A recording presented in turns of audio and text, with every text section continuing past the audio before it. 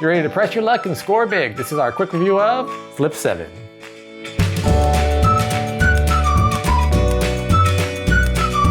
We were sent a copy of Flip 7 from the publisher so that we could do this quick review. If you'd like to find out more information or buy a copy of the game, check out the links in the description below.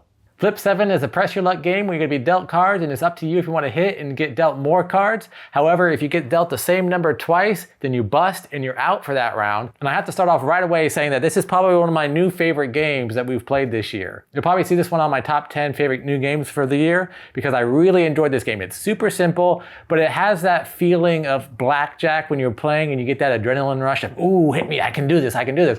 But you're not really betting money, or at least it's not in the rule book that you're supposed to bet money. I'm sure you could probably make it a gambling thing, but you still get that rush of, ooh, hit me, hit me, hit me. And you can try to get there. And if you get to 7, then the round ends and you get an extra 15 points because you flipped over 7, hence Flip 7. So I really enjoyed this game. Yeah, theming wise, there's really no theme to it. I mean, the cards are just numbers and these little designs on the side here are just cards. Like even on the back, it's cards. So theming, it's not like dogs or cats or dinosaurs. Flip those dogs. It's just numbers. And then, but then you have like these 3 little kind of special effects that happen, like your flip 3, your freeze, and then your second chance, which little hearts. So, I mean, I like what they did there. There's little lock hearts and then obviously just 3 cards and like a lightning bolt, like an instant action, but it doesn't need it. Because I think just the gameplay or the mechanics is all you really need. You're just, just if you like blackjack and you like pressing your luck, here it is. I mean, obviously you're going to 200 or more, not 21, but yeah, I loved it too. So each round starts off with a dealer dealing each player 1 card, and then from that 1 card, that player then has to decide if they're going to hit and get dealt more cards. And if you're dealt the same number, then you're bust and you're out. However, if you get the second chance, then you hold on to that, and then if you get dealt the same number, you can turn that in and it gives you a second chance. If you're dealt a freeze, then you have to stop wherever you are and you get those points at the end of the round. So it's kind of helpful because it can stop you if you have that gambling addiction and you just have to keep pressing your luck. So it may be helpful.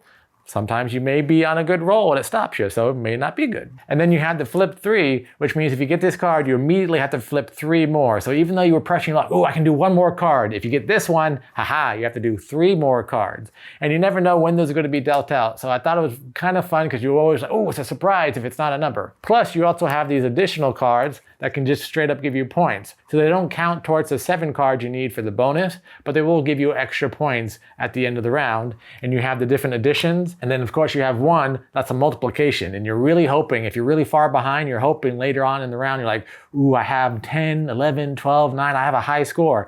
Come on, times 2.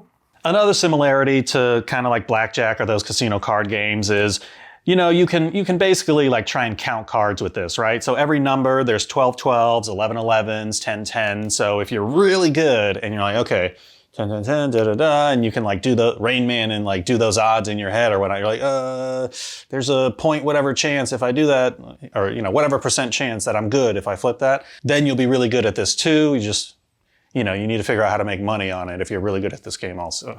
We were playing with Lee's brother Tony, and as rounds going on, he kept winning. Lee's like, how you doing it, you cheater? And Tony's like, no, I just keep it. You got to just keep track in your head of how many cards have been played. And Lee's like, just hit me, just go, just go with it. It's just fun. So whichever camp you're in, the card counting camp or the just hit me for whatever camp, you can have a lot of fun with this game. Later on in the game or at any point in the game, there is a chance that one person can really run away with it. Like, you just get the unlucky action card, or you just thought you were super lucky and just kept pressing your luck on and on. Let's say you were that last person that was just hoping for that ×2 or hoping to just hit a really good streak and you still didn't get it. You still have fun to the very end. And that's what I really like about this card, because it plays quickly too. So you're not just sitting there the whole time like, I know you're going to win. Like, what's the point? No, it's like, oh, maybe it's coming. Like, this is it. I can feel it. That's what I really enjoy about this game too, is even if you're really far behind, we had a couple games where Lee and Tony were at 150, 170, getting close, one more round to get to 200 for them. And I'm sitting over here like, yeah, I got 20 points, but I can still do it. Because if you get really lucky, it's just like that gambling dopamine fix that you're going after. Like, all right, this round, I'm getting all 7. It's going to be like 8, 9, 10, 11, 12. I'm going to get that times 2. I'm going to catch up in one round. You can have that feeling as you're going. So even though you're really far behind, again, really far behind, it's mathematically, as long as that times 2 is still out there in your head, you're going, I can do it. I can do it. What did you not like about this game? So it's one specific thing, and it could rarely happen, or if you're unlucky, it could always happen. Basically, this action card, the freeze, at the very start, if you're dealt that as your first card, you can't do anything. So if you're already that last guy and you get dealt this as your very first card for that round, you're like, okay. And then like, first and second player are like, ha ha ha, see you at the finish line. And you're sitting there like, all right. Slow and steady, yeah. Like slow and steady. 20 points, so. The only thing I really don't like about this game is there's no theming to it. I mean, it doesn't need the theming. It's a lot of fun, plays quickly, and it's basically just a press your luck game like cards. There's no theming in blackjack. There's no theming in poker, I guess. So you don't really need a theme. But I would say that's the only drawback. Like if they came up with a theme for it and you were playing and you can really be like, oh yeah, this has had the fun mechanics of this game, but also had a theme to it, then I feel like it would be like, yeah, that's an awesome game. It's funny you say that. If I was walking by in the store just down the aisle and I saw this right there, I don't think I would have given it a second look. Yeah. Now, yeah, had it been something like flip 7 pandas or flip 7 goats or something, I'd be like, oh, Tell me more. Yeah. Flip 7 plants or something. I'd be like, oh, okay, let's see. I'm glad that I got to play because obviously now, so it's another time that I'm admitting I would be guilty at judging a book by its cover or a game by its box.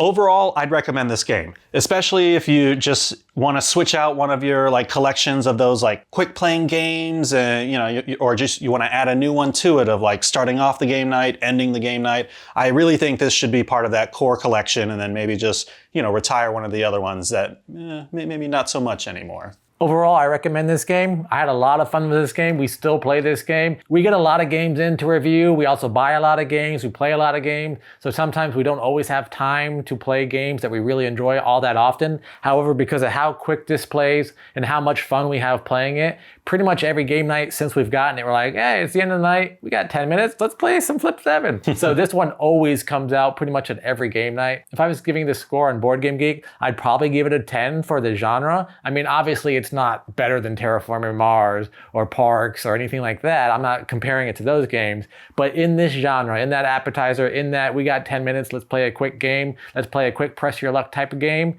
this is definitely, I think, one of the best ones out there. That was our quick review of Flip 7. What'd you think? Are you going to flip out about this game?